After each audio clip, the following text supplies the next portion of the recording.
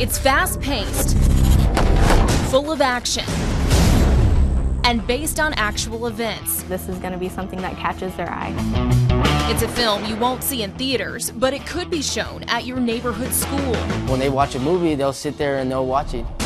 It's called Operation Detour 2. I really hope it does make an impact. It's a sequel to a film law enforcement officials took into schools on the border a few years ago.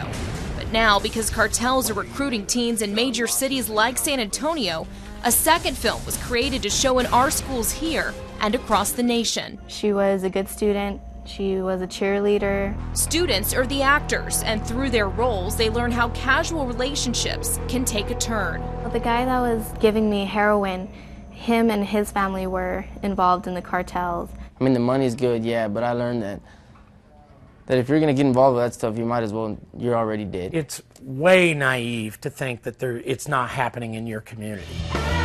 Rusty Fleming is the film's producer. San Antonio is one of the largest hubs in the United States for narcotics. It is one of the major transshipment points for the drug cartels to use. And more cartels are turning to kids to do their dirty work. It's not just your lower income type kids. It's not just your poor kids. I mean, I'm talking middle and upper class kids that it appeals to. They do it through showing you the power, the money, the women, the cars you can buy, and you can have it all right now. That's how they sell these kids to get inside of this operation. One of the ways law enforcement officials say cartels are recruiting teenagers is by telling them if they carry a small enough load, they won't end up in places like here, jail. They teach these kids that if you're 15, 16 years old and you get busted with anything under 1,000 pounds, you're only going to get probation. The goal of Operation Detour, we're going to educate our kids or somebody else is going to do it, is to start a conversation in schools so students understand the consequences. How many people lost their lives? How many people were threatened? How many people killed? How many people had life-altering experiences just so they could enjoy that one joint? There's a clear message here.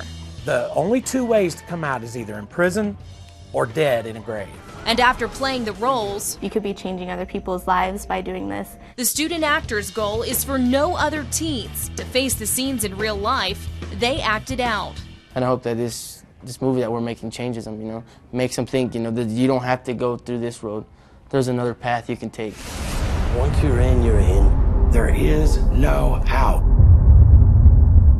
Tomorrow on Fox News at 9. The younger kids are just expendable. There's just so many of them out there that will do it. A look at how cartels are recruiting teens from the inside. Hear from a man who worked for them. It's an eye-opening look at how drug cartels are using Americans to run their business. Grace White, Fox News at 9.